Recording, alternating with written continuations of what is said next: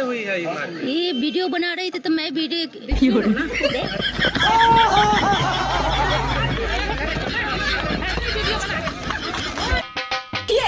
लिखिए, रिकॉर्ड कीजिए। 220 बार है। 220 बार है। रोहित मुल्ला जरा कम चिल्लाओ, तुम्हारे चिल्लाने से जो है ठीक नहीं मिलेगी। बात सुनो सोफिया जी, बोलिए सोफिया जी। मुल्ला लो, अभी और कुछ सुनना है? 4 तारीख को ताली हम बजाएंगे और आंसू तुम लोग बहाओगे। दीदी से फट के तुम लोग के हाथ में आ जाती है। अरे छोड़ो जाओ, ये क्या है? दीदी से फट के तुम लोग के हाथ में आ जाती है। अरे छोड़ो जाओ। मैंने तो गुब्बारा फटना सुना है, बस मैं इतना ही जानता हूँ कि गुब्बारे फट जाते हैं। जय श्री राम फ्रेंड, आज आपके लिए बहुत अच्छी डिबेट वीडियो लेकर आए हैं, जो कि आपसे अनुरोध है कि आप पूरा वीडियो देखिए और वीडियो पसंद आए शेयर कर देना, लाइक कर देना, कमेंट में अपनी राय देना।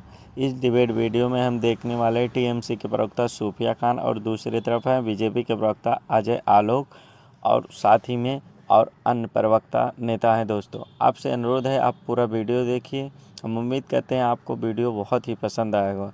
तो चलिए वीडियो को देख लेते हैं। ऐसा तो है नहीं कि चिट भी मेरी पट भी मेरी, ऐसा तो है नहीं कि 170 वो ले आएंगे और 170 आप ले आएंगे, ऐसा तो है नहीं कि दो सरकारें बनेंगी। सरकार तो एक ही बनाएगा, या तो ममता या तो मोदी। एम फैक्टर है बंगाल में और वो मुस्लिम फैक्टर नहीं है, मोदी और ममता फैक्टर है। सोफिया जी, ऐश्वर्या जी, एक चीज की तो मैं दाद दूंगी कि जितने भी भाजपा के प्रवक्ता हैं उनके कॉन्फिडेंस की मैं बहुत कायल हूँ। ये इतने कॉन्फिडेंट है, हारने के बाद भी इनको पता है, 29 के बाद इनको रिजल्ट लगभग पता है कि ये लोग जमीनी तौर पर हार चुके हैं।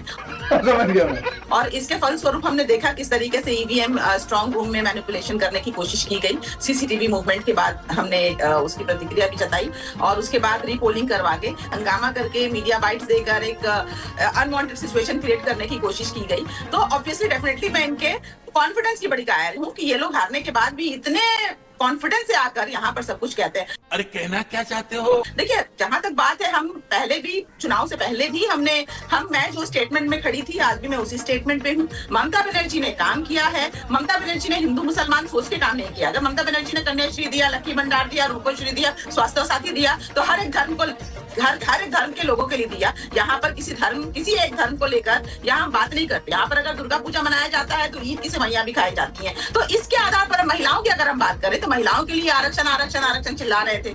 अभी एक हफ्ता पहले मुद्दा बना हुआ था, लेकिन आरक्षण की अगर बात करें तो महिला आरक्षण, महिला सुरक्षा सब हो गया। मुझे ये बताइए, देखिए अरे सोफिया जी सुनिए ना, अभी तो कैंपेन नहीं है, अभी वोट नहीं पड़ रहा।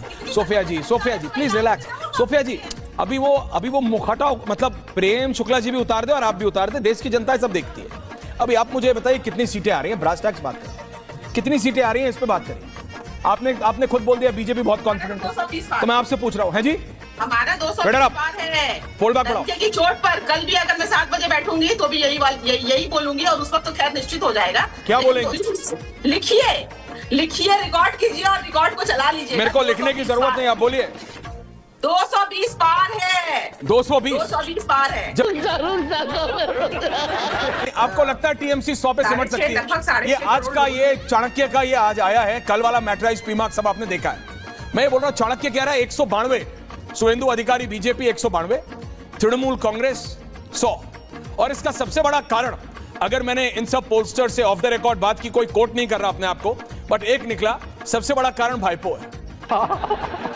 कि वो जीत हमारी हो रही है। और जहां तक बयानबाजी की बात है, तो अमित शाह जी ने भी आकर यहाँ पे कहा है कि तृणमूल के गुंडों को 4 तारीख को वो उल्टा लटका कर मारेंगे। प्रधानमंत्री ने कहा था कि चुन चुन के बदला लेंगे। प्रधानमंत्री ने कहा कि टीएमसी के समर्थकों को जाकर थाने में रिपोर्ट कर देनी चाहिए या जेल में जाकर बंद हो जाना चाहिए। तो बयानबाजी अगर हम माने तो मुझे लगता है कि ज्यादा बाहर से लोग आकर उन्होंने हम अगर बंगाली के सेंटिमेंट्स के हिसाब से लेंगे तो जो लोग बंगाल के रेसिडेंट हैं, वो बंगाली या नॉन बंगाली जो भी हैं, जो पश्चिम बंगाल में रहते हैं, उनके सेंटिमेंट्स नंबर की बात बनी। मैं आपसे सिंपल पूछ रहा हूँ, आपके हिसाब से टीएमसी कितने नंबर ले आएगी? सोफिया, बंगाली की भावनाओं को जो है उसके आधार पर भी हुई है, तो बंगाली लोग कभी भी नहीं चाहेंगे कि उन पर आकर बाहर के लोग जो पश्चिम बंगाल से बाहर में रहते ही हैं, बाहर के वो लोग आकर यहाँ शासन करना चाहेंगे, आकर इस तरीके की बयानबाजी देंगे, उल्टा लटका कर मारने की बात करेंगे, तो पश्चिम बंगाल के लोग अभी भी इस चीज के लिए तैयार नहीं है। ये यूपी बिहार नहीं है। रोम भाइयों, सिस्टम पार देंगे।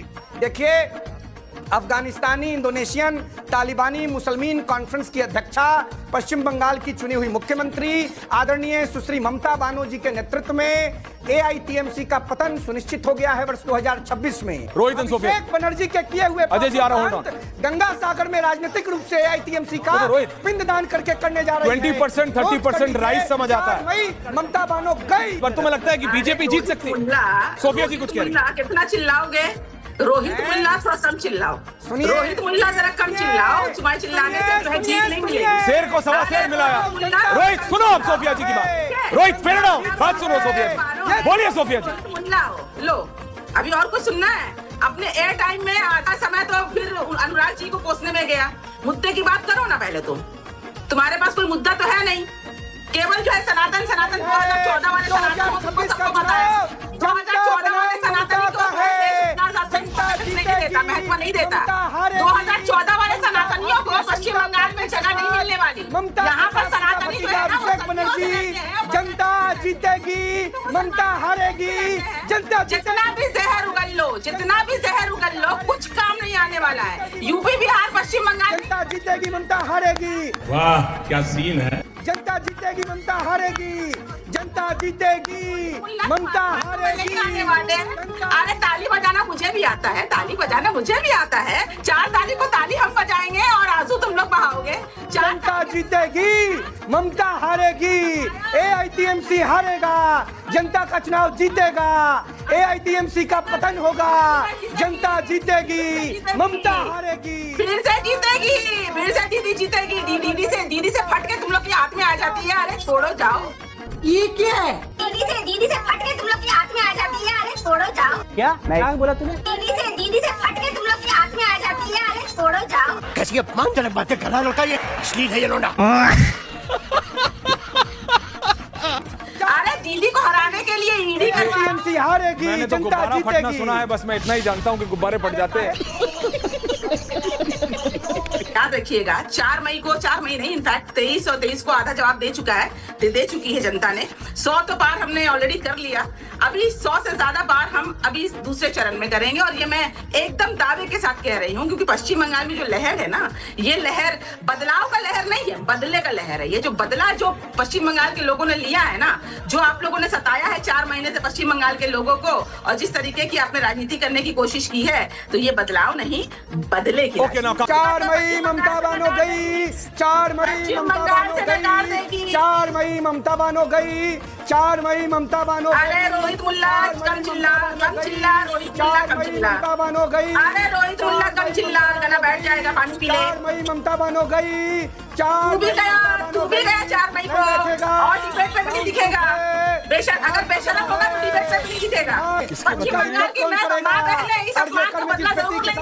ममता बनर्जी के अपमान का बदला जरूर लेंगी। प्यारे बच्चों, जो कुछ करना था कर लो, अब्बू आ रहे हैं। बंगाल की तस्वीर साफ हो गई है। बंगाल में बीजेपी ने इतिहास रच दिया है। आजादी के बाद पहली बार बंगाल की धरती पर भगवा लहरा रहा है। बीजेपी ने 15 साल पुरानी ममता बनर्जी की टीएमसी सरकार को उखाड़ फेंका।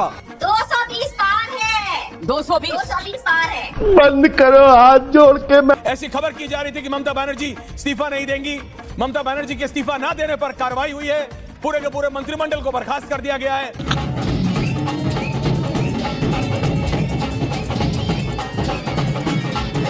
सोफिया जी बर्खास्त, पूरा का पूरा मंत्रिमंडल बर्खास्त। सोफिया खान, सोफिया जी, ये लड़की कुछ अपनी सफाई में कुछ कहना चाहती है, बोलना। गूंगी है क्या? बोलना। नमस्कार, आदाब आप सभी को। देखिए ऐश्वर्या जी, अभी आप इतने देर से पूछता है भारत कब मैं तो रोज करता हूँ। बंगाल में जो दंगा हो रहा है, पूछिए ना। मैं तो चाह रही हूँ कि रिपब्लिक भारत कब पूछेगा, क्योंकि इसमें थे। आपका समय गया अभी छोड़िए। तो पूछ रहे थे।